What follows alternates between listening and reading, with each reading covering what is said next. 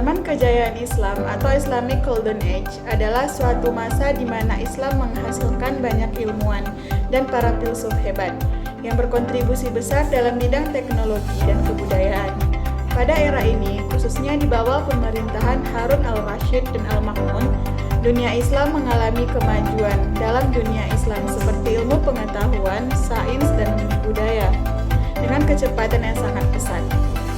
Sekitar abad ke-8, bangunan bersejarah bernama Abaid al-Hikmah yang dalam bahasa Indonesia kita kenal dengan Rumah Kebijaksanaan atau disebut juga dengan House of Wisdom selesai dibangun. Bangunan ini berpusat studi dan perpustakaan sekaligus universitas terbesar yang sangat berpengaruh bagi perkembangan ilmu pengetahuan.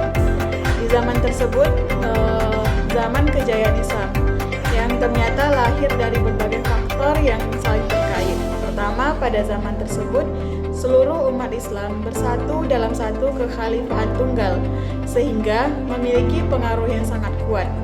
Kekhalifahan Islam memiliki pengaruh yang sangat besar dalam bidang ekonomi dan juga perdagangan, di mana para pedagang berdagang sampai ke seluruh penjuru.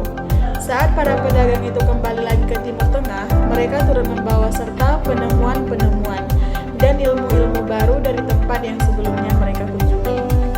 Mereka dipimpin khalifah-khalifah yang menjunjung tinggi perkembangan sains, logika, dan juga rasionalitas.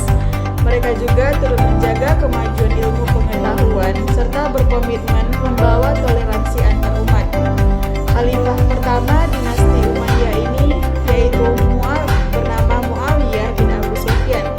Misalnya dalam memperluas wilayah sampai ke daerah Transjordania dengan Syria, menemukan banyak sekali manuskrip kuno dalam bahasa asing di kota Damaskus yang merupakan warisan dari pengembangan ilmu pengetahuan Yunani dan juga Romawi.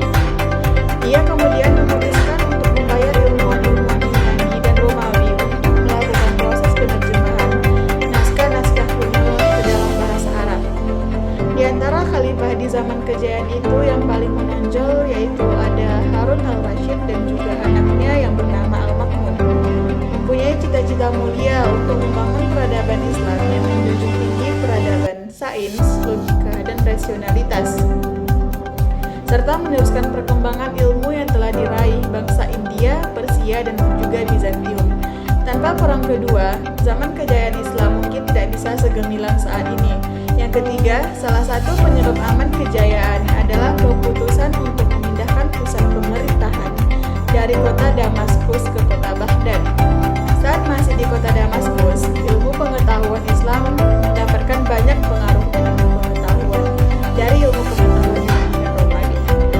Setelah pindah ke kota Baghdad, ilmu pengetahuan Islam memperoleh tambahan lain seperti pengetahuan ilmu Persia, India, hingga Tiongkok.